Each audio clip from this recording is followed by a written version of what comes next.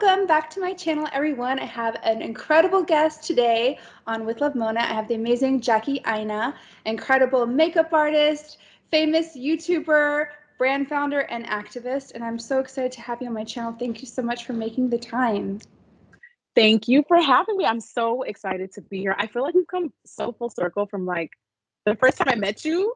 Was it Benefit? I was trying to remember the first time I met you face to face. No, so I met you for the first time when I came to Dubai because I used to work for a beauty brand at the time. And we were trying to retail in Dubai. Supplements. Yes. Yes. It was a supplement brand. Yes. Yes, exactly. And that was like, what, Oh 2014, 2013? It was a long time ago. Yes. Oh my gosh. That is bringing back flashbacks and crazy memories right now. Wow. I That's know. a whole life. It was a lifetime ago. That's what it feels like. I'm like, wow, that was so long ago. That was like technically my last day job. Wow. That's Yeah. amazing. That was my last like actual W-2 wow. timestamp job. How good does that feel though?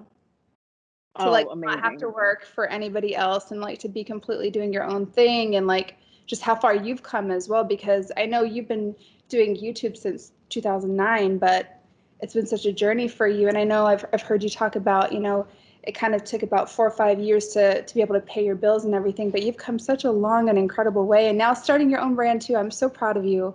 Honestly, like FORVR MOOD, so amazing. And your taste in fragrances, I've always watched your content and just like all the fragrances you pick, and like we're so simpatico, like everything that you pull, I'm like, yes, I love like those. You go for like the luxury fragrances and like things that are very quality, but now your own brand is just amazing, and I love seeing what you're doing. It's incredible. Thank you. Yeah, it really is full circle. And to answer your question, how does it feel? It's terrifying sometimes because, like the life of someone who is self-employed is literally a like stepping out on faith, like not knowing what is going to come next. Yeah. So it's a lot of that, especially like in the midst of having a career that's still relatively like confusing to a lot of people. They're like, okay, what do you do and how do you survive? Like, how do you make money? So it's scary. There's no job security in social media at all. So I do the best that I can to just work hard and maintain relevancy, which is also another whole different like avenue that you have to tackle when you're a content creator. But I wouldn't trade it for anything. I love it. I love what I do. It's amazing. That's honestly, I have no doubts in you, and I know no matter what, I know your vision for FORVR MOOD is probably so huge, and I know that you're going to persevere and turn it into something even more incredible than it is already, but it's probably going to become a huge empire, and I'd love to get into that. But before we get started, do you mind just sharing with my community just a little bit of background of like what you're doing right now and all about Jackie Aina? Should I start from the beginning or should I start with like where we are now? I would love to start with where we are now, and then I'd love to get into the beginning. I've been kind of like shifting the type of content that I've been doing. And I know because I know you've been following Lavishly Jackie and you've been showing the pictures of love. No, but honestly, I love your page. I love it. I love your taste and your style. And just it's so inspirational. Honestly, every time you like post things, I'm like saving it. I'm like, I need to redo my bedroom. I need to redo my living room. Like, I'm so inspired. It's so like luxurious. Well, it's been fun. Well, okay, so there's a number of different reasons why I started Lavishly, but I'll get to that in a second. But basically, right now, currently, I have my YouTube channel, which is still my main platform, 3.5 million subscribers, and I mainly focus on like beauty. But then I started to realize, I don't know if it's like YouTube burnout, like all of us have at some point experienced that. I've never experienced that until last year. I don't know if it was like being quarantined. I was just like, okay, like we're just having different conversations about beauty right now. It's like I started to kind of like read the room, I guess you could say. Like my audience I just started seeing like a shift in what was trendy, in what people cared about. And like obviously makes sense. Like global pandemic, like makeup is on a very, very low priority in a global pandemic. So I get it. But I guess I kind of wanted to figure out like, okay, well, how can I better serve my audience in a way that I'm not like compromising doing stuff that I don't want to do? Like I'm not going to become a gaming YouTuber out of nowhere unless I really wanted to, but I'm just like, I'm not interested in that right now.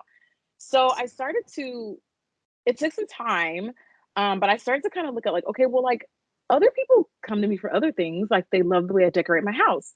And also I've stepped into a newfound, like now that my life where I am now is wildly different to my life when I started my channel. You know, I wasn't successful when I started my channel. In fact, I couldn't even make livable wages off of content creating until like 5, 6 years in.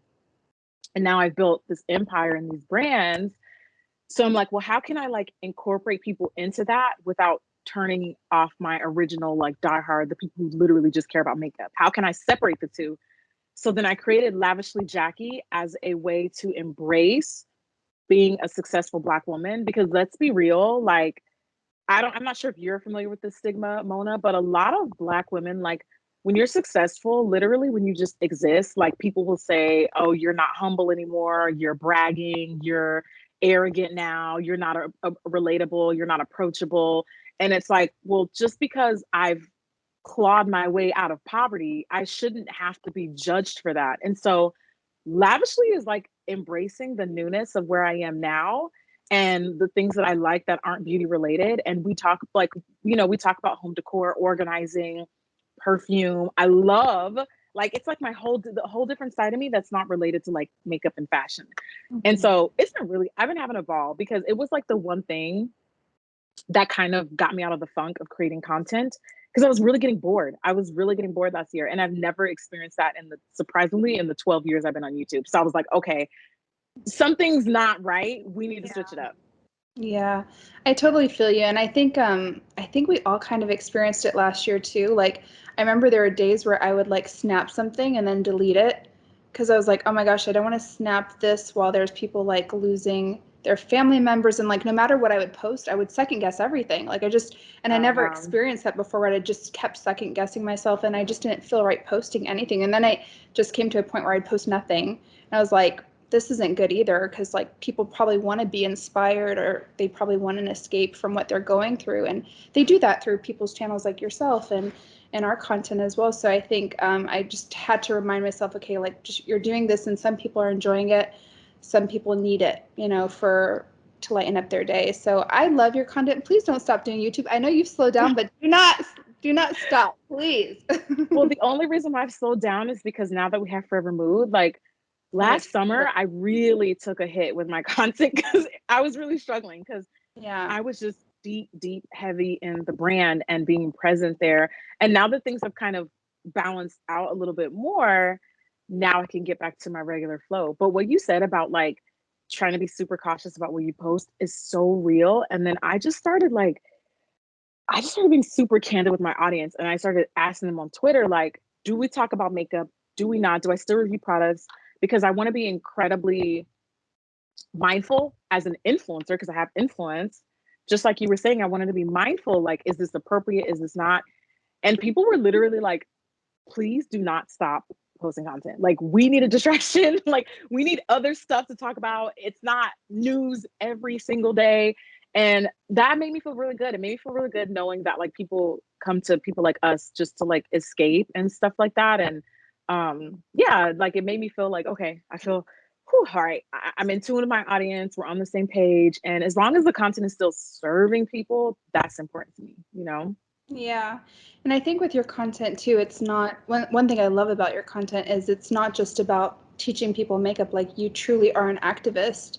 And like we've seen, because we're part of like all these like industry groups and stuff, and they'll be like sharing things like Jackie Aina posted this. Oh no, people will be like their pants, being like, oh no, what are we gonna do about this? You'll see like you actually are making dramatic shifts in the industry. So it's like not only are you serving like content for entertainment, but you're also helping, you know, create a really important impact in the industry. So you can't stop ever.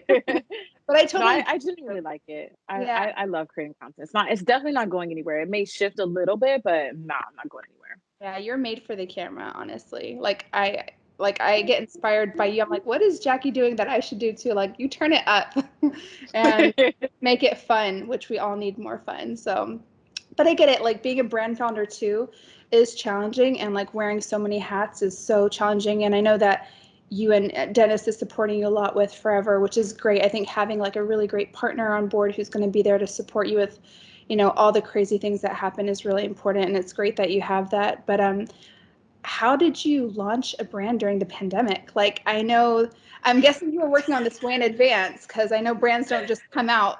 Like, they usually take No, they years to don't. create. Yeah, How no, have you been they working they on forever? definitely don't.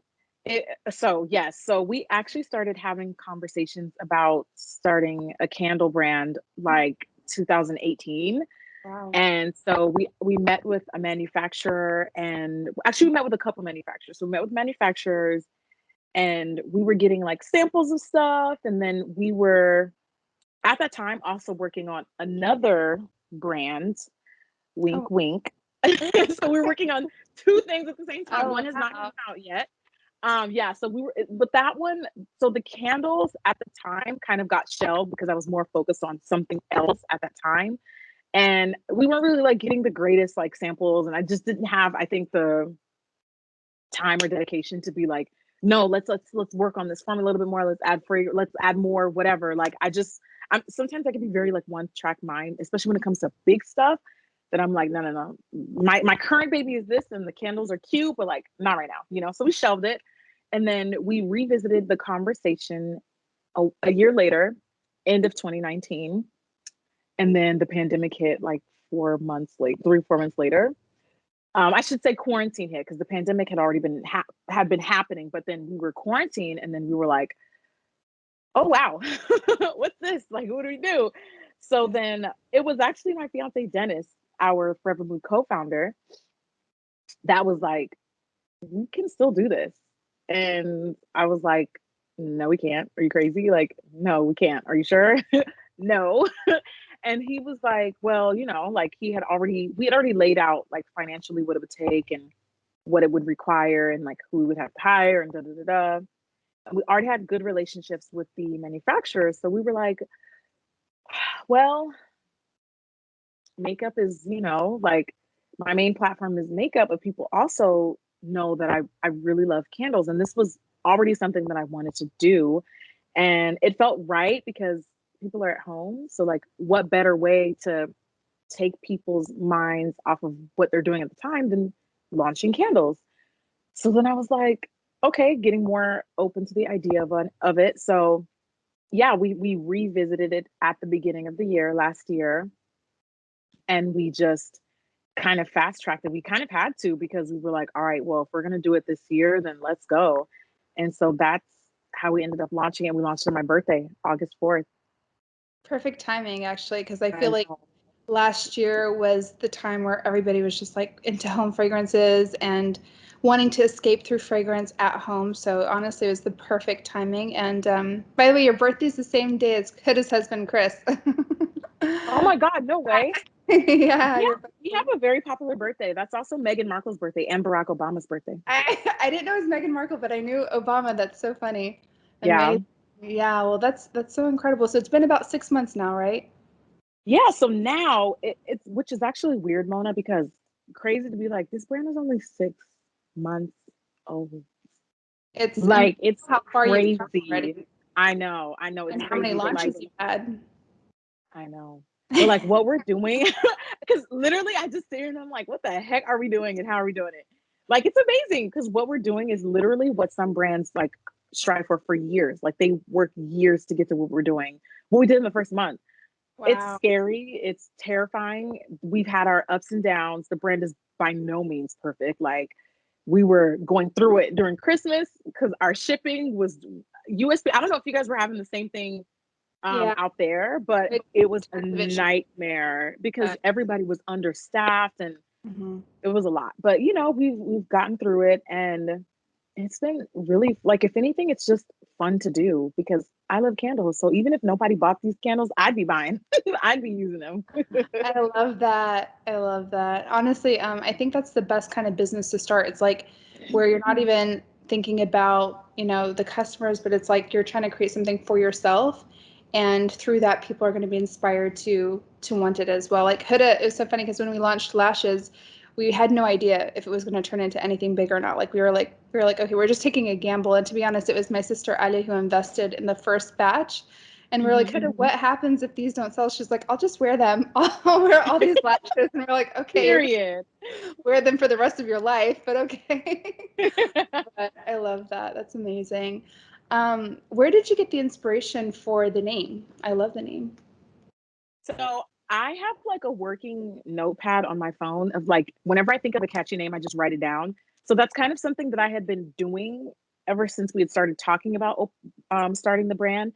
And so we didn't actually choose it and finalize it until late 2019. Like I actually had the name before we had actually started the manufacturing processes. Well, Oh, obviously I had done that. But yeah. yeah, before we decided we were going to pick back up and start doing it again, I chosen the name end of 2019. And I wanted it to be because our hero products are the candles, but it's really like a lifestyle brand. So it's anything that makes life easier or anything that I can use to pamper myself. And so I wanted the brand to kind of reflect that, like, oh, it's a mood, it's a vibe, you know what I mean? It's a mood forever, it's a forever mood. So I that's love kind of like what we played up on, and we didn't want it to just speak to I didn't want to limit it by saying forever candles or forever right. this, you know what I mean? Like it's forever mood. Like it could be Yeah. candles, it could be other stuff in the future, which we Ooh. do have now. We have the silk pillow, we have the Yeah. silk collection, the silk Mhm. pillowcases, the headbands. We Yeah. launched our candle care kit, and we're coming out with some really cute, fun stuff this year. Excited to see what else you guys are coming up with. That's amazing. Yeah, you're gonna love some stuff. Like, well, I know you already love everything, but you're Yeah, gonna I definitely do. love what we come out with next. And I love that like every scent is like a mood, like cuffing season, sweet spot, pheromones, like it's all just so fun and it instantly makes you picture that. And then when you smell it, it just connects the whole vibe together. Exactly, because the names, like I can't even name a candle until I smell it because it has to like the candle has to make me feel like something. And because we aren't in any retailers yet, we're working on that. Because we're not in any retailers yet, we like how can I make sense for the person who's buying this online, right? So the best way that I can tell someone what something smells like is like, well, this is how it makes me feel, or this is how the vibe I get. And then Mhm. they're like, okay, I get it. Like I get it. It's the next best thing because we're all shopping online. So like, how can I make the product lift off of the computer or off of their phone in a way that it connects to them Yeah. emotionally? Yeah, I think that's one of the biggest challenges like I faced with Kayali in particular. I'm like, wow, I never realized it's so much harder to sell fragrance than it is to like sell color cosmetics or even skincare because you can show like before and afters of like results. Yeah. But with scents, it's like you really do have to paint that picture and that mood. But you're doing incredible at it. It's Thank amazing. you. That means a lot coming from you because you're definitely somebody I admire, like Aw, as thank like my you. fragrance. Like you're just so good. You're great at Okay, I describing can try things. now. You have great taste. I always get good recommendations from your content, so that means a lot to Thank you. Oh, you just like made my night. Thank you so much. me. What do you feel? I know it's still early days, but are there any kind of like mistakes that you've made that you can share with people, like lessons that you've learned that you do differently with your brand? Like, I don't know if there was like a supply chain issue or like, something you did with product development. Like, what is the biggest learning you've had so far? So the biggest learning lesson that I think Dennis and I, my fiance and co-founder, would both agree on is when we first started, we got an insane response. Like we were like, I promise you, everybody's like, you're an influencer, you should have known. But I don't think people realize just because you have a big following, it doesn't necessarily mean you can sell. Two, this is a completely sort of new lane for me because candles, when we announced it was candles, it was really unexpected. But then it clicked later for people afterwards because they were like, oh, well, it's Jackie. Like it makes sense. She loves perfume, Mhm. she loves fragrance. So we went into it thinking we had enough supply, we had enough units that would last us like months. Because I definitely did not want to go the route of like selling out in 5 minutes. That's my worst nightmare. Because what happens is when other people can't get the product, then it becomes like I'm now upset that I can't support, that I can't buy the product, you know what I mean?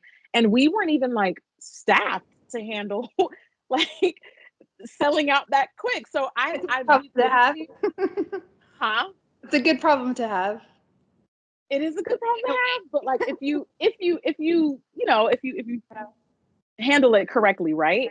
And I think we did. I think we tried to. Like our customers were super, super like compassionate and patient with us.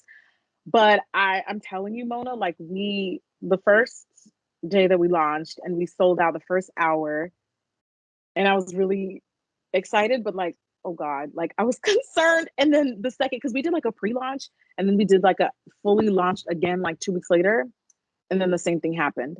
And I Wow. was like, whew. So then it kind of created a domino effect, and we had to play a lot of catching up because we had everything sold out so quickly that we then like it took us like weeks to fulfill those orders in a way that we weren't prepared to. So then, customers were getting antsy. And then we had another thing that we ran into is like projection. Okay. So businesses always talk about like projection, projection, projection.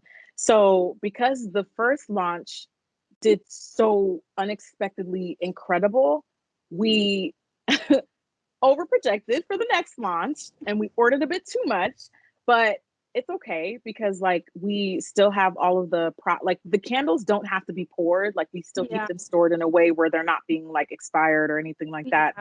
Yeah. So our problem in the first launch was like we didn't have enough units, and then the second launch we over projected. So I Yeah. think learning how to scale, like this is what I expect to happen, or this is how many units I expect for people to buy.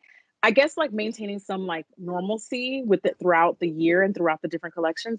We haven't been able to do that because we're still a 6-month-old brand. So we'll know like over time and over the years, like this is what we expect for fall, this is what we expect for Christmas, and being able to like tailor it to that. So that's what we're learning right now. If I'm honest, like even after 8 years of having Huda Beauty, like every forecast is incorrect. Like no matter what we think we know, we'd never know.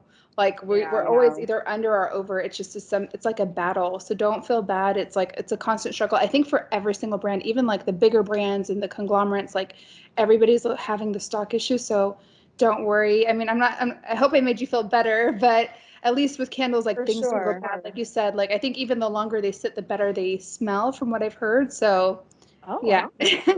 Well, we have them in like fragrance batches, like they're in like like little small tanks. So Yeah. yeah, they're still being preserved and still being pretty. People are still definitely still buying, but it's been like Yeah. insane. Like I was like, wow, like this is literally what it takes to own and maintain a brand, you Yeah. know?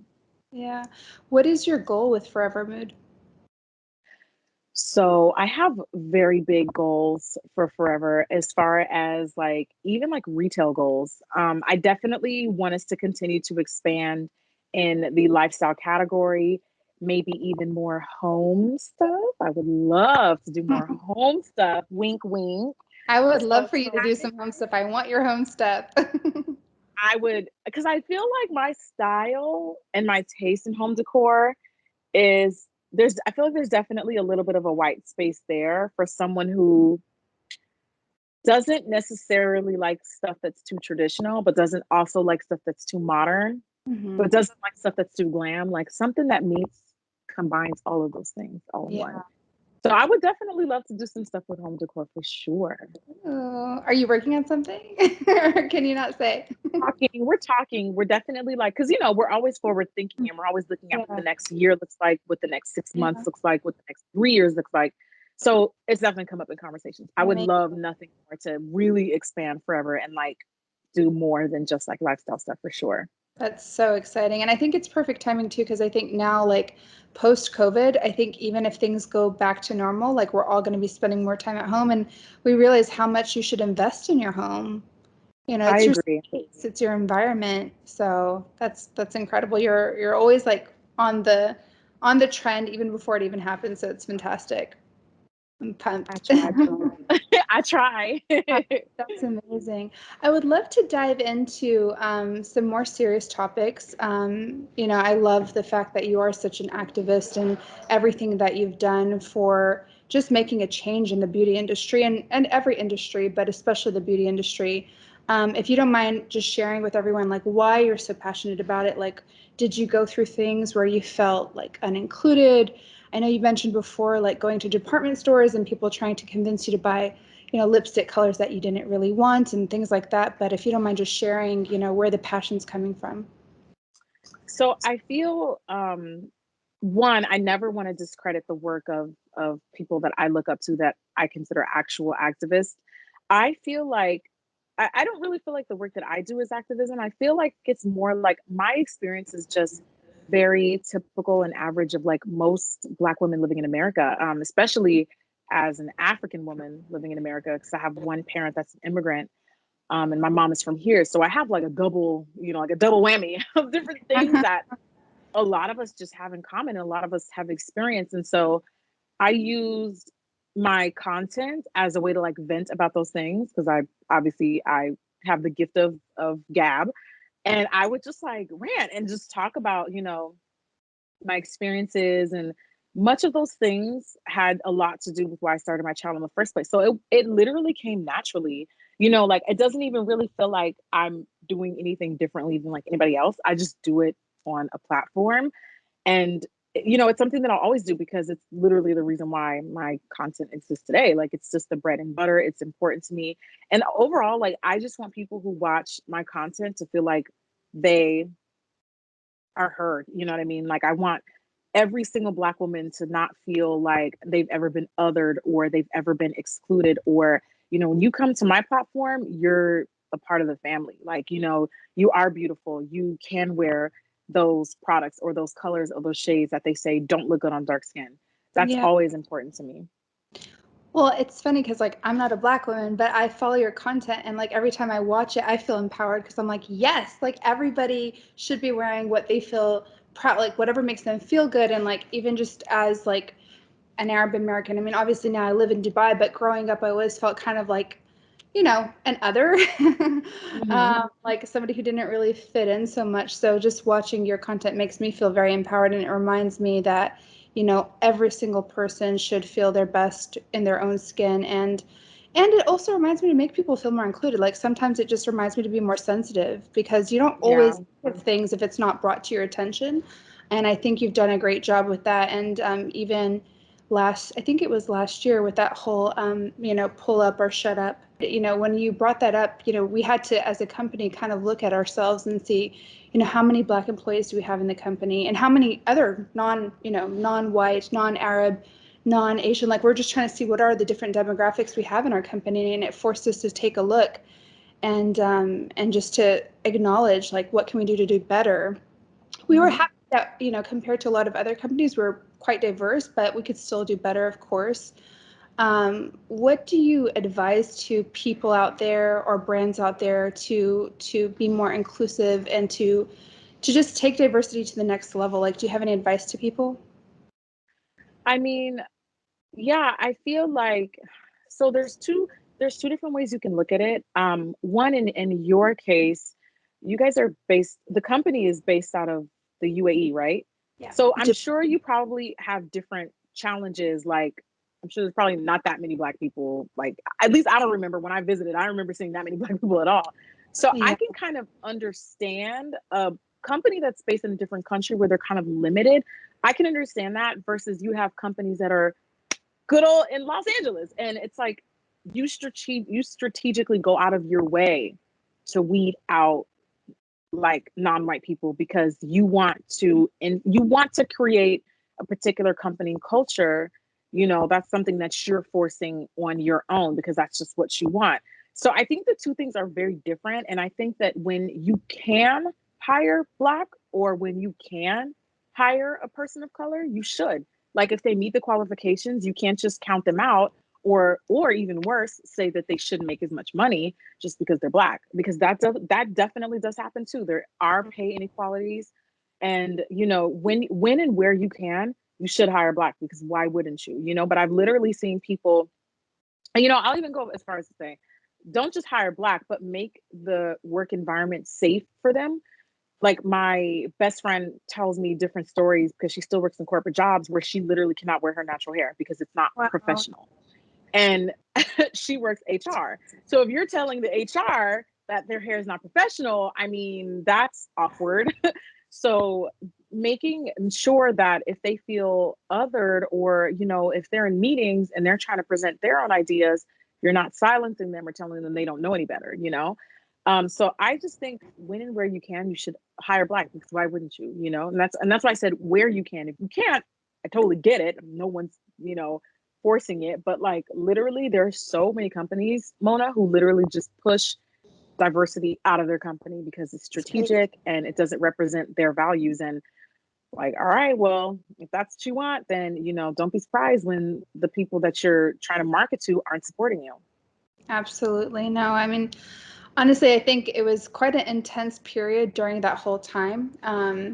And we were actually, at first, we were like, we don't even know our ratios. We had no idea what percentage we had we've never done the math of like women, men, diversity. We just never thought about it because I think just naturally we were always trying to be inclusive just because it was our nature. Like, because I think, you know, for Huda and myself, and especially for Huda more than myself, you know, she always felt unincluded growing up because she was a bit more dark skinned and like we grew up in Tennessee and like I think I looked Mexican, so I didn't feel so unincluded, but she was just kind of like nobody knew where she was from.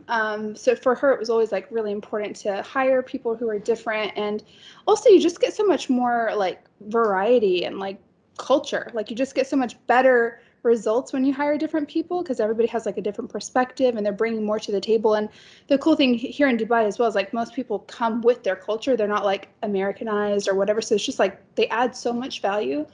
But when that whole thing happened, it just forced us to really look at it. And we were like, at first we were like, okay, we're not bad. We're actually quite proud of ourselves compared to a lot of other companies that share their stats. But we do want to do way better, and we want to keep nailing, you know, we want to keep furthering diversity to where, you know, eventually it comes to like a nice split across all nationalities, you know, and I hope that becomes the standard. Yeah.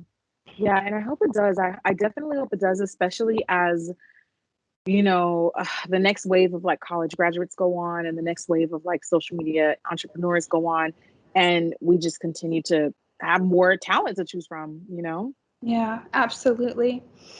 I would love to talk more about you. I didn't know that your father was an immigrant from Nigeria. I thought he had been in the U.S. for generations, and I actually like recently have gotten to know quite a few Nigerians, and it's so funny because I feel like the culture is so similar to Arabs, like the Right? traditional, the conservatism, the like trying to push you into like a formal type of career path. Like there's just so much in common. And I also didn't know you had six. You're one of six siblings, right? That is One of seven. I'm the oldest one of of seven. seven. You're the Yeah. oldest of seven? I'm the oldest of seven. Oh my God, bless you. I know. Bless me. Please pray for me, girl, because I be going through it. Oh my God, that's amazing though. So wow, so you must have had a lot of responsibilities growing up. Yeah, the eldest daughter. I feel like all eldest daughters need a support group, especially African eldest daughters. Like we need our African eldest daughters Absolutely. need like a support group because I was literally like mom 2.0. Wow. And you know, our house was always loud. Like you could not get anything done in our house. It was crazy. And then whenever like family members from Nigeria would either come visit or they would move to the US, they would usually stay with us. So we Wow. would literally all stay and share the same house. It was a 3 bedroom, 1 bathroom house, girl. It was like Wow. 800 square feet. It was tiny, like 1 bathroom. So picture like at some points 12 to 15 people all in that house at one given point. That's tough. It was intense. It was Yeah. a lot, but that was our normal, you know, and it Yeah. was fun. It was definitely fun Yeah. sometimes. Yeah, I think it adds a lot of like just experiences. We had similar situations. Like all our family would always then stay with us too. It was a bigger house, but same situation where it was just like so overwhelming. Anytime there was family, it was like no questions. They can't go to a hotel. It's not allowed in our culture. Aww. Like it's just, you know, no motel, no nothing. So we also had like lots of people there all the time. And it was hard growing up, but now I look back and I'm like, I wouldn't have it any other way. It added to the craziness, and I think it adds to, you know, our character and everything. Right. Yeah, but that's so interesting. How did you feel? Because you dropped out of university, right? Hmm. And how did you go through that? And how did you persevere? Like, how did you avoid, you know, confining with the pressure from your parents to go back to university? And like, how did you get into makeup artistry? Well, at that time, I didn't really have a lot of support. I didn't really have a lot of support, first of all, financially. I didn't have any financial support whatsoever. And because my parents were split up, naturally you kind of choose sides.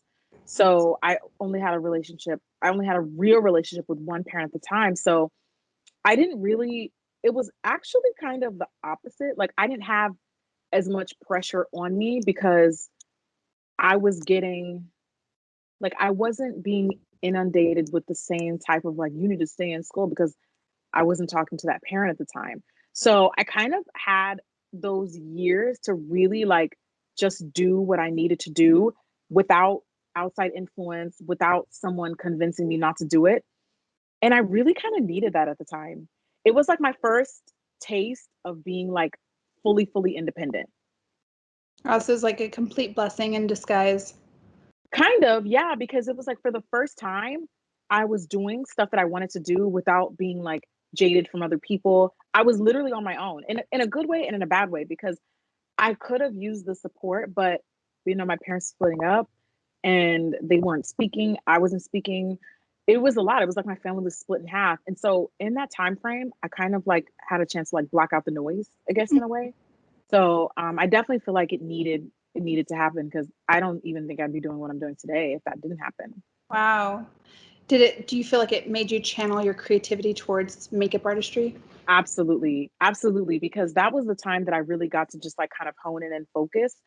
It's unfortunately one of the big reasons why I got married, because I was trying to fill a void. But you can't really regret anything you've done, especially if it's propelled you into what you're doing today. So I try not to look at it as like as an L. I look at it as like, well, I'm here today because of it. So, that was the time where I really got to like build a community. I got to create something. And I had no idea at the time it would become what it is today. But, here I am. Yeah. I know you got married and divorced at a very young age. Mhm. 21, you got divorced at 21, right? Yeah. Yeah. I was divorced by, I think, 22, technically, I've been told. 22. Yeah. And how did that affect you? Like, was it an easy decision to make, or were you just like, you realized it was the wrong person and it was like, maybe a decision you made through just like going through a rough time? How did that affect you? And like, how did you decide to like just change the chapter and move on? So that was actually one of those situations where I felt like God like forced me out of that marriage, because I actually didn't choose to end the marriage, even though I should have, and I could have. Was definitely justified. Yeah. But I was so wrapped up in trying to be like a good Christian devoted wife. And that was like all that mattered to me. Wow. And you know what? I think it also says a lot, one, about a lot of the misogyny that exists in the Christian religion. I'm still Christian, but as I've gotten older, I've kind of confronted my own internalized misogyny too, how I contribute to that. And what I had to look back and think, like, why did I value being married so much more than I did being happy, respected, properly loved? You know what I mean? So I had to confront all those things. Like, I was willing to endure things I shouldn't have, just to say that I was devoted to my marriage. Like, nobody should ever have to do those things. And I'm glad that he left me, because I still would be unhappy and miserable. And you know what? Obviously wasn't happy. He has the right to walk away from that relationship. And I'm so glad he did, because I would have been so stubborn and like stuck on just doing the right thing that I probably would have stayed and still would have been miserable. And so that was literally like a situation I was just forced out of. But I'm very, very glad it happened. It was hurtful back then, but I'm very glad that it happened. Yeah. Yeah, I feel the same way. I feel like sometimes like I think it's similar like in Muslim, like in Islamic religion as well. It's like you always want to be the person who always stands by someone's side, and you always sort of, like, I guess it's also the Arab culture, like you're expected to take everything from a man. So I'm kind of the same. I'm like, Absolutely. I never end a relationship until it's like kind of mutual, or even from the other side. I never want to give up first, because I feel like it's like the woman who's expected to keep trying, but as same, it's like a blessing in disguise.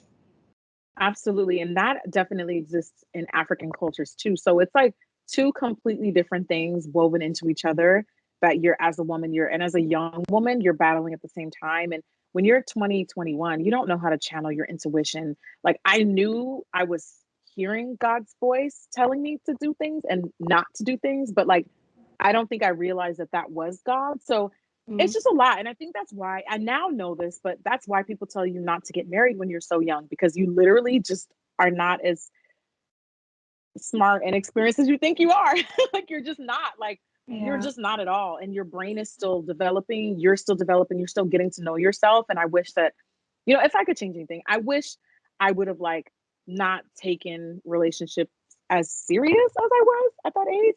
Like I wish I would have dated casually more. I wish I would have like had fun, you know, lived Yeah. really single, which I did after I got divorced, but it took some time. Yeah, I feel like I still haven't done that yet. And I'm Really? 35 and I feel like I actually just started listening to my intuition last year.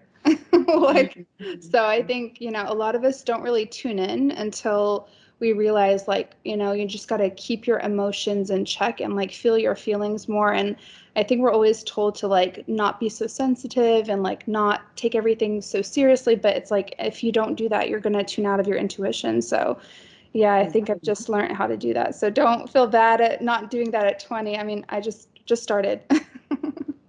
I mean, I feel like my mom, who was a divorcee in her 50s, 40s, 50s, I feel like she learned that then too. So Wow. I feel like it's a journey for a lot of us, and you may learn those lessons a little bit later. That's okay, you know, like you can't beat yourself up about what you did as opposed to like, you know, what your friends did or someone Yeah. else that did something differently. Like everybody's meant to learn things when they're meant to learn things. And there's still probably going to be things I'm going to learn from and still lessons that I'm going to learn.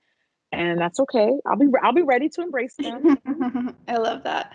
Yeah, it's a part of our journey, right? Like everything that I look back at now, it's like every single thing had its purpose. And like from everything that you've said today, it seems like every single rough time that you've gone through has had its purpose as well. Absolutely. Yeah. 100%. I wouldn't trade it for anything. What would you say if you could go back to like 2009 when you started your channel? If you could do anything differently, would you change anything at all? Yes, I would change a lot actually. I wish I would have taken my content way more serious. I wish I Really? would have been way more consistent. Oh, yes. For sure. I know that I could be doing so much more had I just been like, oh, this YouTube thing is gonna take off. Like I'm on it. I'm gonna really like blow this out the water. I guess I just didn't realize like how much social media was gonna really impact us in the long run. So I Mhm. wasn't thinking that way. I was just like casually uploading, having fun, and not even being myself. Like my old videos are so boring because I was like professional It's Jackie not and like I didn't funny. no, It no, was so Mona. much Like my fun. What are first you saying? I'm telling you, my first, like, I feel like my first 5, 6 years of YouTube, you're not really getting my personality in camera. And I feel like if I had channeled that more early on, Hmm. I definitely could be doing way more. But it's okay. Like, you know, like I said, you live and you learn. But I wish I would have told myself, like, inner Jackie, like, post more frequently. Get like a schedule. Like, I wish I had more strategy to it. I had Hmm. no strategy whatsoever. Like, I literally had no idea what I was doing. Well, that's incredible to get where you've gotten with no strategy. That's insane. I know, just been winging it. Well, you're doing Literally. a great job. That's I amazing. I know. started my channel only a year ago, actually. Yeah, February 2020. No way. Yeah, so it's Yeah, still that's very new. crazy. Yeah, it's very new. So I'm I gonna feel take like your because tips. you've been on Huda's channel, I feel like I've been watching you longer, but that's probably what it is because you've Yeah, been making guest appearances on her yeah. channel. I was always kind of nervous, like just trying to figure out like what is the value I'm going to add because I just felt Mhm. like there was so much content already, and I think we all kind of psych ourselves out because of that. We're just like, how am I going to be different? But more recently, I was just thinking, like there's a lot of things I want to share, and my podcast is one that I really am passionate about, just sharing people's stories and their wisdom with everyone. So one day I was just like, screw it, I'm going to do it, and if it sticks, great. If it doesn't, I'm just going to keep trying. But sometimes just being you is what's adding something different and adding value, you know? And that's why Yeah, I always tell people, like when they ask me, like, how do you grow? How do you, you know, differentiate yourself from other people? It's like, you're you. That's enough. Like, that's literally enough. As long yeah, as you just stick at it and you're consistent, like, yeah. you know, Yeah. Um, what would you say is your goal? Like, where do you want to be in 10 years from now? oh, it's such a good question. So in 10 years, definitely want to have multiple brands. Definitely would love to see Forever by then, like in a huge retailer and a few huge retailers. And yeah, I mean, I can't say too much because I don't want to give away spoilers, but Yeah. I'm definitely planning on, you know, as far as brands go, establishing something that's a little bit more, people will know, like when they see it, they'll be like, okay, this is Jackie. Like, we get it. This has been a long time coming. It'll make sense. And yeah, I mean, 10 years, like I could do so much in 10 years. Like, look how much has changed for me in 10 years. Expanding my family and, maybe even having some of my fiance's family living here in the US with us because they are still in the UK. Yeah. So yeah, just on a personal and professional level, just all of that growing and expanding for both of us. What do you hope to see the industry change in 10 years? Like, what would make you happy if you saw X happen in the industry? What would it be? So as far as creators go, I would love to see the growth of more Black creators being more mainstream. That's something that unfortunately is still just not, a lot of Black creators don't get a lot of support on multiple different platforms. So I really hope to see that change. And I would love to see more Black owned brands being pushed to the forefront. I mean, there's so many now. And thanks to what was going on last year, we're now more hyper exposed to them. But I would just love to see more expansion in that area as well and seeing them become more mainstream and grow more, be more easily available. Unfortunately, a lot of not just Black owned brands, but a lot of small startup brands, it's like you have to pay a ton of money for shipping because they, they're just getting their feet out there. So I would like to definitely see more of that. And I wish I could even say, well, not I wish I could even say, but like, I feel like 2-3 years ago in the beauty community, it was kind of like rough. It was like you say anything and Yeah. like you were gonna get dragged, canceled, like read for filth on every platform. I feel like it's kind of calmed down. Like, is it just me? I feel like people have kind of like plateaued and they're not as like ready to like pounce on people as much as they used to. I would definitely love to see more of that. I mean, look, we're all just out here like trying to make something of ourselves and let's Yeah. just continue to support each other. Yeah, absolutely. And I feel like 2020 helped kind of calm some things down and it helped put things in perspective for a lot of us. Like, I just think that, thank goodness, in some ways, that people kind of came to reality of like what really matters. So I think that's kind of helped, I hope. I don't know if that was like what I hope. happened or like what it was, but I totally agree. Like a couple years ago, it was just like one drama after another and it became so Yeah. toxic. And that was when I was like, I'm so happy I'm not a YouTuber. Yeah, you should be happy too, girl, because it was just like, Yeah. is this even like a stable career at this point? Because I just felt like people were just like looking for It's like stuff a witch and hunt. it was literally like a witch hunt. It became stressful, like even for us. And even when I'm not the one being dragged, like Yeah. you You feel feel that. it. Like the I feel second, it too. yeah, I hate when I see people getting dragged. I'm like, ugh, unless it's somebody who's like really evil, and then you're like, oh yeah, finally, that's karma's different. come through. That's very different. But no, But I'm just talking about like, okay, girl, like maybe she had a bad day. Like, dang, like it was just like people were just like out of control. So I'm glad that that's kind of calmed down, and I hope to see yeah, more of that throughout the years. yeah, same here. Um, do you have any advice to people who are following you who want to follow in your footsteps? Either to become a content creator or a brand founder. What would you share as some advice? The best piece of advice, I love answering this question because I feel like it's the unexpected answer, but I would say when you're going down the road less traveled, unpopular opinion, but I would say don't expect support from family and friends because you may not necessarily get it. They may not understand what you're doing, and you kind of have to be okay with that. And I would even go as far as saying, get comfortable and get familiar with not necessarily sharing all of your goals and the things that you want to do with everyone because they mean well and they love you and they want to see you do well, but sometimes their own their own preconceived notions about things they'll project onto you. Sometimes you just need to like get quiet and focus on things, and I think that's a good important lesson for entrepreneurs in general is sometimes you're going to do things that other people are not going to understand. You need to be okay with that. You can't take it personally. You can't go into this business expecting to just be like enamored and like everyone's going to love your ideas. They're not. Like they're not, and you have to be able to kind of like detach from that. So yeah, I'm definitely like a execute and then tell people like after you've done it, so then that way you've already done it and you don't have like other people's opinions making you jaded and like then you get in your own head and you start telling yourself it's not a good idea. So that's my favorite piece of advice, because I feel like people go into becoming a content creator or even starting a brand thinking their friends and families are going to be their number one customers. They're probably not. Like, the truth is, a lot of them are probably not. And that's just, it sucks for some people. That's the reality. Right? And honestly, it's okay. Sometimes they come around later. It's okay. You don't have to, hold it against them forever. I think that some people just literally don't understand the path that most creatives take and most entrepreneurs take.